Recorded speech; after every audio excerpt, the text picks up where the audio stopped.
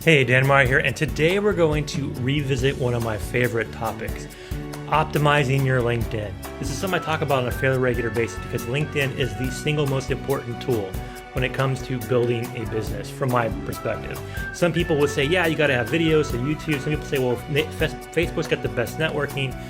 But when it comes to trying to grow a business, if you're trying to sell your products or services or what you do, if you're trying to monetize what you have up here to an audience of people that have the money and the resources to pay for what you're going to do, you're probably more likely to find more of them on LinkedIn. At least ROI will be higher on LinkedIn than on Facebook, where you're getting a lot of people that probably aren't at the right point or the right time to have what it is that you want to do. This is the case that I can tell you from my own experience. Like the case that I'll mention to you is that I grew up my first business using primarily LinkedIn, right? And LinkedIn is awesome because it has over 500,000 active users on a daily basis, right? And LinkedIn is something that everyone is using for business. Everyone's got a LinkedIn profile because it's their kind of like online resume.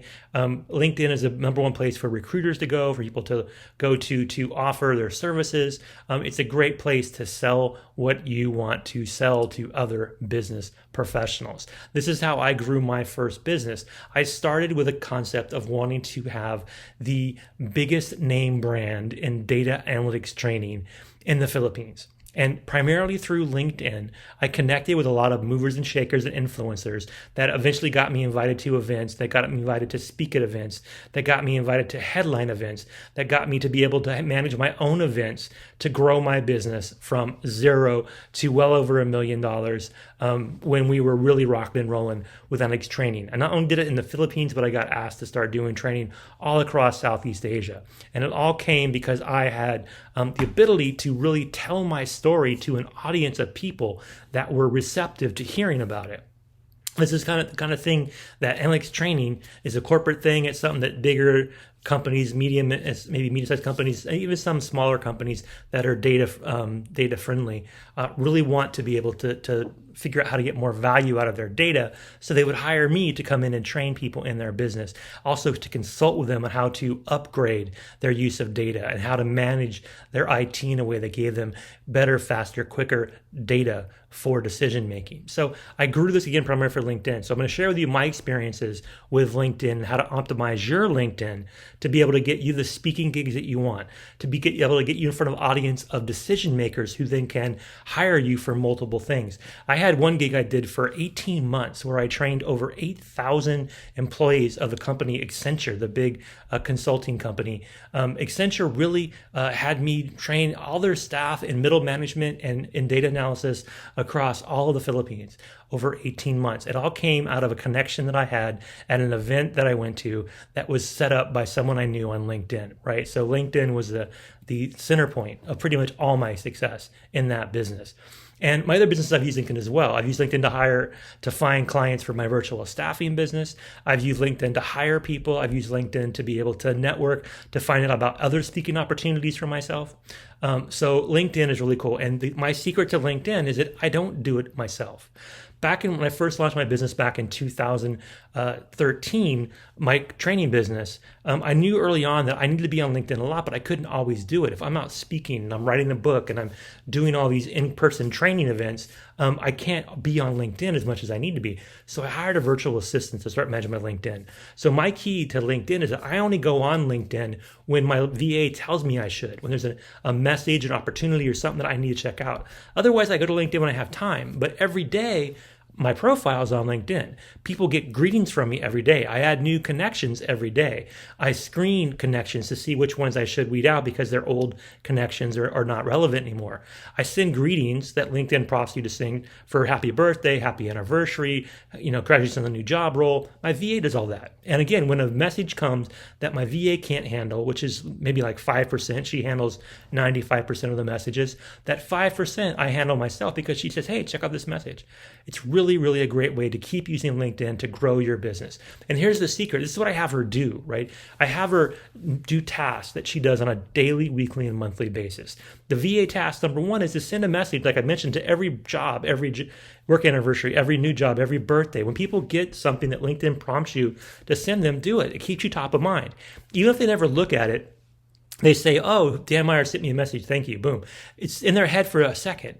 But if in the next couple of days they think they need analytics training or virtual assistance, boom, they'll think of me potentially because of that message, right? It doesn't hurt. If you're paying somebody a couple bucks an hour to do this, it's not that big of a deal. It's really worth it. You get one client a year that pays for the whole entire VA, right? So you also want to post something every day, if not twice a day. You want to post share a link, or post a photo, or post a video. I've created a lot of content. I've got well over 100 YouTube videos and have created over a couple hundred graphics that I can drop something that is new every day for a year. And if it repeats itself a year later, people probably won't even notice it's the same thing because people don't look at things like that every day and remember what they saw a year ago. So every day on LinkedIn, you should be sending messages and you should be posting, but it shouldn't be you. It should be your VA, and you only go there when you need to. That's really strategy number one. The second thing is that they can add new connections, relevant connections, right? So say next month I'll be speaking at an event in a certain location. I'll have my VA go out and search for influencers and experts in the field that I'm speaking about that are going to possibly be at that event and network with them a month in advance via LinkedIn. I'll try to add them to connections. I'll send them, requests. I'll message them. I'll like their stuff. I'll follow them on what they're posting. I'll build up some synergy, right? So you want to send this to everyone that is in an area that you can connect with, maybe a couple hundred at least. You also want to send some kind of generic greeting to everyone, right? So it doesn't want to come across as generic, but you should always say, hey, thanks for connecting with me. If I ever can be any service, it doesn't hurt to do that because you never know when someone's actually going to read it and take action. If you don't send it, no one will ever take action. But if you send that message every day, and your VA does that for everyone that you add or everyone that adds you, at some point, it's going to bounce back and be valuable. I've had a couple businesses that I've worked with because we did that, because it was a casual conversation that grew into a business relationship. You also can have your VA answered and forward messages, right? So they should answer most messages.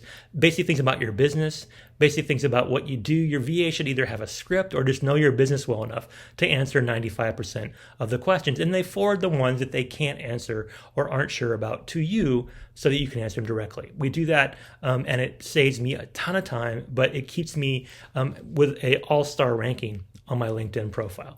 Next, besides the daily tasks, we have weekly tasks, right? So weekly tasks, once a week, I post an article, right?